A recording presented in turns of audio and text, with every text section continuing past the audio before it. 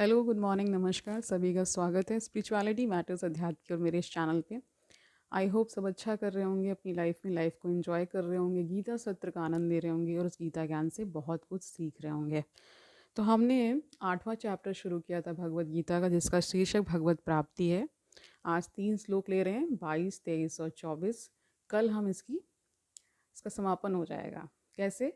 क्योंकि 28 श्लोक ही हैं इसमें, कल बाकी के कर लेंगे 25, 26, 27 एंड 28। ठीक है, शुरू करें आज का सेशन। Let's get started. 22वां श्लोक देखिए। पुरुषः सः परः पार्थ भक्त्या लभ्या तु अनन्या यस्य अंतः स्थानी भूतानि येन सर्वम इदम तत्वम ततम, यानी इसका अर्थ है व्याप्त है।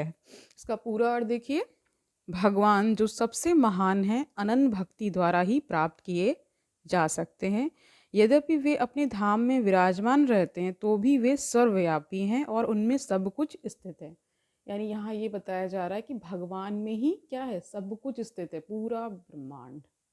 ठीक है, जितनी भी आप गैलेक्सीज देख रहे हैं, कुछ जो भी कुछ आपको पता है वो सब कुछ। ठीक है, इसका तात्पर्य देखिए। यहाँ यह स्पष्ट बताया गया है कि जिस परम धाम से फिर लौटना नहीं होता वह परम पुरुष कृष्ण का धाम है। ब्रह्म संहिता में इस परम धाम को आनंद चिन्मय रस कहा गया है, जो ऐसा स्थान है जहाँ सभी वस्तुएं परम आनंद से पूर्ण हैं। जितनी भी विविधता प्रकट होती है वह सब इसी परम आनंद वह सब इसी परमानंद का ही गुण है। वहाँ कुछ भी भौतिक नहीं है।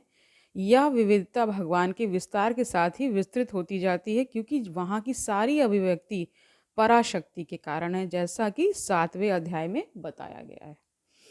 जहाँ तक इस भौतिक जगत का प्रश्न है, यद्यपि भगवान अपने धाम में ही सदैव रहते हैं तो भी वे अपनी भौतिक शक्ति को ही क्या कहा गया है, माया, ठीक है, द्वारा सर्वव्याप्त हैं।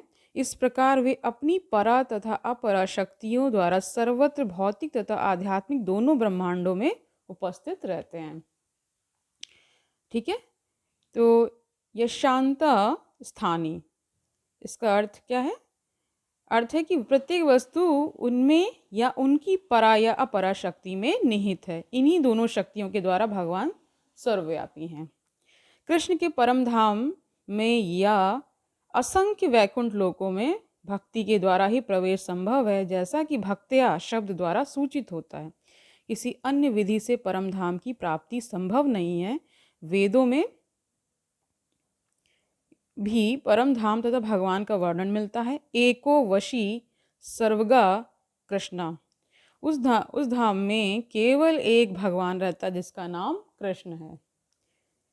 वह अत्यंत दयालु विग्रह है और एक रूप में स्थित होकर भी वह अपने को लाखों स्वांशों में विस्तृत करता रहता है। वेदों में भगवान की उपमा उस शांत वृक्ष से दी गई है जिसमें नाना प्रकार के फूल फल लगे हैं और उसकी पत्तियां निरंतर बदलती रहती हैं। वैकुंठ लोक की अध्यक्षता करने वाले भगवान के स्वांश चतुर्भुजी हैं और विभिन्न नामों से विख्यात हैं।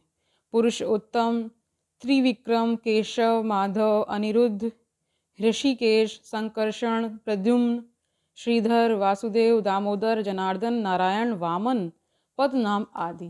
तो ये सब क्या है, भगवान के नाम ही हैं। ठीक है, ब्रह्म संहिता में भी इसकी पुष्टि हुई है। यद्यपि भगवान निरंतर परम धाम गोलोक वृंदावन में रहते हैं, किंतु वे सर्वव्यापी हैं ताकि सब कुछ सुचारू रूप से चलता रहे।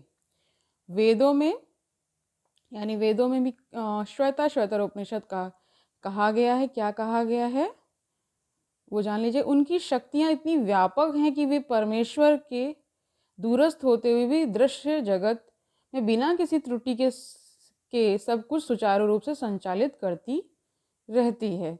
23वां श्लोक देखिए। यश यत्र काले तु अनावृत्तिम आवृत्तिम च एव योगिनः प्रयातः यान्ति तम कालम वक्ष्यामि भरत ऋषभ। इसका अर्थ देखिए। हे भरत श्रेष्ठ, अब मैं तुम्हें उन विभिन्न कालों को बताऊंगा जिनमें इस संसार से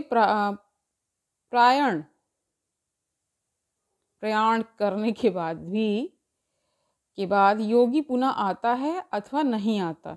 यानी कह रहे हैं कि जहाँ से जाने के, यानी प्रयाण का मतलब होता है जाना इस जगत से। तो कई लोग तो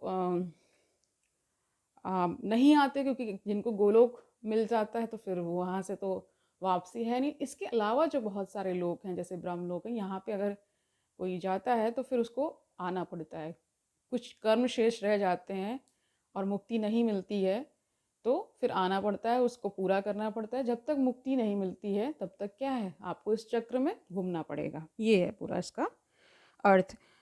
तात्पर्य देखिए, परमेश्वर के अनन्य पूर्ण शरणागत भक्तों को इसकी चिंता नहीं रहती कि वे कब और किस तरह शरीर को त्यागेंगे। ठीक है, वे सब कुछ कृष्ण पर छोड़ देते हैं और इस तरह सरलता पूर्वक प्रसन्नता सहित भगवत धाम जाते हैं। किंतु जो अनन्य भक्त नहीं है और कर्म योग, ज्ञान योग तथा हठ योग जैसी आत्म साक्षात्कार की विधियों पर आश्रित रहते हैं उन्हें उपयुक्त समय में शरीर त्यागना होता है। सभी को पता है ये तो, जिससे वे आश्वस्त हो सकें कि इस जन्म मृत्यु वाले संसार में उनको लौटना होगा या नहीं। यदि योगी सिद्ध होता तो वह इस जगत से शरीर छोड़ने का समय तथा स्थान चुन सकता है, किंतु यदि वह इतना पटु नहीं होता तो उसकी सफलता उसके अचानक शरीर त्याग के संयोग पर निर्भर करती है। भगवान ने अगले श्लोक में ऐसे उचित अवसरों का वर्णन किया है कि कब मरने से कोई वापस नहीं आता। ठीक है, आचार्य बलदेव विद्याभूषण के अनुसार यहाँ पर संस्कृत के काल शब्द का प्रयोग काल के अधिष्ठाता देव के लिए हुआ है। 24वां श्लोक देखिए, अग्नि ज्योति अह शुक्ल षट्मासः उत्तर अयणम तत्र प्रयातः गच्छन्ति ब्रह्म ब्रह्मविदः जनः। जनः का अर्थ होता है लोग। इसका पूरा अर्थ देखिए, जो परब्रह्म के ज्ञाता हैं वे अग्निदेव के प्रभाव में, प्रकाश में, दिन के शुभ क्षण में, शुक्ल पक्ष में या जब सूर्य उत्तरायण में रहता है, उन 6 मासों में इस संसार से शरीर त्याग करने पर उस पर ब्रह्म को प्राप्त करते हैं। ठीक है, इसका तात्पर्य देखिए, जब अग्नि, प्रकाश, दिन तथा पक्ष का उल्लेख रहता है तो यह समझना चाहिए कि इन सबों के अधिष्ठाता देव होते हैं जो आत्मा की यात्रा की व्यवस्था करते हैं। मृत्यु के समय मन मनुष्य को नवीन जीवन मार्ग पर ले जाता है। यदि कोई अकस्मात या योजना पूर्वक उपर्युक्त समय पर शरीर त्याग करता है तो उसके लिए निर्विशेष ब्रह्म ज्योति प्राप्त कर पाना संभव होता है। योग में सिद्ध योगी अपने शरीर को त्यागने के समय तथा स्थान की व्यवस्था कर सकते हैं। ठीक है, अन्यों का इस पर कोई वश नहीं होता। यदि संयोगवश वे शुभ मुहूर्त में शरीर त्यागते हैं तब तो उनको जन्म मृत्यु के चक्र में लौटना नहीं पड़ता, अन्यथा उनके पुनरावर्तन की संभावना बनी रहती है। किंतु कृष्ण भावनामृत में शुद्ध भक्त के लिए लौटने का कोई भय नहीं रहता, चाहे वह शुभ मुहूर्त में शरीर त्याग करे या अशुभ क्षण में, चाहे अकस्मात शरीर त्याग करे या स्वेच्छा पूर्वक। तो यहाँ स्पष्ट बता दिया गया है कि जो कृष्ण भावनामृत जन हैं, लोग हैं, उनके लिए ये नियम नहीं चलता कि शुभ मुहूर्त है कि अशुभ, यानी इसके विपरीत कुछ है। अशुभ तो खैर कुछ होता नहीं। ठीक है, सब शुभ ही शुभ है। ये हमारी दृष्टि पे डिपेंड करता है कि हम किसको शुभ ले रहे हैं, किसको अशुभ ले रहे हैं। तो उनके लिए ये नियम नहीं है, क्योंकि वो क्या हैं, सदैव ध्यानस्थ हैं, सदैव भगवान में ही उनकी जो चर्या है, यानी इनका जो जीवन है पूरा जो उनका रहा है वो कृष्ण में ही समर्पित रहता है, अपने ईष्ट में ही समर्पित रहता है। इसलिए उनके लिए शुभ अशुभ का कोई भी नियम लागू नहीं होता। वो जब भी शरीर त्याग करते हैं, स्वेच्छा से करें या अकस्मात हो, उनके लिए नियम लागू नहीं है। वो कहाँ जाते हैं, जहाँ से वापस नहीं आया जाता। ठीक है, तो आज के लिए इतना ही रखते हैं। आई होप आज का सेशन आपके लिए लाभकारी होगा। अच्छे से इसका श्रवण करिए, ध्यान मनन चिंतन करिए, 10 मिनट खुद के लिए निकालिए और ये भी याद रखिए कि ये गीता ज्ञान कितना आवश्यक है। ठीक है, कल मिलते हैं, तब तक के लिए हरिओम तत्सत।